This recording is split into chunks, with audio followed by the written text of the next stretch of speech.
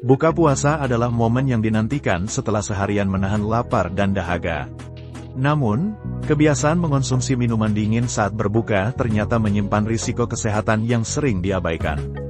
Meskipun terasa menyegarkan, minuman dingin seperti es teh, sirup, soda, atau air es dapat memberikan dampak negatif pada tubuh, terutama setelah berjam-jam tidak mengonsumsi makanan atau minuman. Video ini akan membahas secara mendalam bahaya minuman dingin saat buka puasa, mulai dari gangguan pencernaan hingga risiko jangka panjang bagi kesehatan. 1. Gangguan pencernaan akibat perubahan suhu mendadak. Saat berpuasa, lambung dan sistem pencernaan berada dalam kondisi istirahat, karena tidak menerima asupan selama lebih dari 12 jam. Ketika tiba waktu berbuka, mengonsumsi minuman dingin secara tiba-tiba dapat mengejutkan organ pencernaan. Perubahan suhu ekstrim dari dingin ke kondisi tubuh yang hangat, 36–37 derajat Celcius, menyebabkan kontraksi mendadak pada dinding lambung dan usus.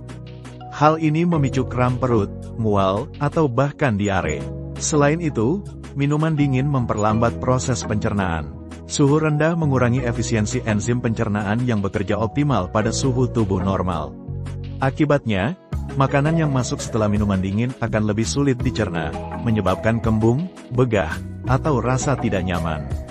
Dalam jangka panjang, kebiasaan ini dapat memicu gangguan seperti dispepsia, MAH, atau sindrom iritasi usus. 2. Penghambatan penyerapan nutrisi. Suhu dingin memengaruhi kemampuan tubuh dalam menyerap nutrisi. Penelitian menunjukkan bahwa minuman dingin mengerutkan pembuluh darah di sekitar lambung, mengurangi aliran darah yang diperlukan untuk penyerapan sari makanan. Akibatnya, nutrisi penting seperti vitamin, mineral, dan protein tidak terserap maksimal. Bagi orang yang berpuasa, hal ini kontraproduktif karena tubuh justru membutuhkan asupan gizi berkualitas setelah seharian beraktivitas tanpa makanan. Khususnya pada anak-anak dan lansia, efek ini lebih berisiko. Anak-anak memerlukan nutrisi optimal untuk tumbuh kembang, sementara lansia membutuhkan asupan untuk menjaga daya tahan tubuh. Mengonsumsi minuman dingin saat buka puasa dapat memperburuk kondisi mereka yang sudah memiliki masalah malabsorpsi. 3. Peningkatan risiko sakit tenggorokan dan infeksi. Minuman dingin seringkali menjadi pemicu radang tenggorokan, terutama jika dikonsumsi setelah tubuh dalam keadaan kosong. Suhu dingin menyebabkan pembuluh darah di area tenggorokan menyempit, mengurangi pasokan sel darah putih yang bertugas melawan bakteri atau virus. Kondisi ini membuat tenggorokan lebih rentan terhadap infeksi. Selain itu, minuman dingin yang mengandung gula tinggi, seperti sirup atau soda, menciptakan lingkungan ideal bagi bakteri untuk berkembang biak. Kombinasi suhu dingin dan gula dapat memperparah iritasi tenggorokan, bahkan memicu tonsilitis, radang amandel, atau faringitis. Risiko ini semakin tinggi pada individu dengan sistem imun lemah atau riwayat alergi. 4. Gangguan keseimbangan cairan tubuh. Selama puasa, tubuh mengalami dehidrasi ringan karena tidak mendapat asupan cairan selama belasan jam. Minuman dingin justru memperlambat proses rehidrasi. Air dingin diserap lebih lambat oleh usus dibandingkan air hangat atau suhu ruang. Akibatnya, tubuh tetap dalam kondisi dehidrasi lebih lama, meskipun sudah minum dalam jumlah banyak.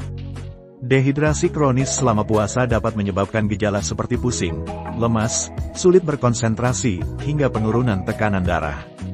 Jika dibiarkan, hal ini bisa mengganggu aktivitas ibadah dan produktivitas sehari-hari. 5. Pemicu kenaikan gula darah drastis. Minuman dingin yang dikonsumsi saat buka puasa umumnya mengandung gula tambahan, seperti es campur, es buah, atau soda. Setelah berpuasa, kadar gula darah berada di titik terendah. Mengonsumsi minuman manis dingin secara tiba-tiba menyebabkan lonjakan gula darah, spike, yang drastis. Bagi penderita diabetes atau prediabetes, hal ini sangat berbahaya karena dapat memicu hiperglikemia, kelelahan akut, atau komplikasi jangka panjang seperti kerusakan saraf. Bahkan pada orang sehat, lonjakan gula darah diikuti oleh penurunan cepat, crash, yang membuat tubuh kembali lemas dan lapar dalam waktu singkat. Ini bertentangan dengan tujuan puasa, yaitu melatih pengendalian diri dan menjaga metabolisme stabil. 6. Efek negatif pada jantung. Minuman dingin dapat memengaruhi kerja jantung, terutama pada penderita penyakit kardiovaskular. Suhu dingin menyebabkan pembuluh darah menyempit, vasokonstriksi, meningkatkan tekanan darah secara mendadak. Bagi orang dengan riwayat hipertensi atau aritmia, hal ini berpotensi memicu palpitasi, jantung berdebar, atau serangan angina. Selain itu, minuman bersoda dingin mengandung kafein dan asam fosfat yang memperburuk kesehatan jantung. Kafein bersifat diuretik, memperparah dehidrasi, sementara asam fosfat mengganggu keseimbangan mineral dalam tubuh. 7. Memperburuk kondisi asam lambung. Bagi penderita GERD, reflux asam lambung, atau gastritis, minuman dingin adalah musuh utama. Suhu dingin meningkatkan produksi asam lambung sebagai respons tubuh untuk menetralisir suhu ekstrim. Asam lambung yang berlebihan dapat naik ke kerongkongan, menyebabkan heartburn, rasa panas di dada, mual, atau regurgitasi.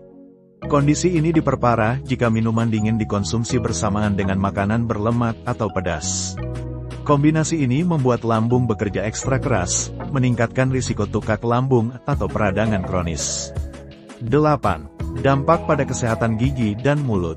Minuman dingin, terutama yang mengandung gula dan asam, seperti soda atau jus kemasan, merusak enamel gigi. Suhu dingin menyebabkan pori-pori enamel membuka sementara, membuat gigi lebih rentan terhadap erosi asam.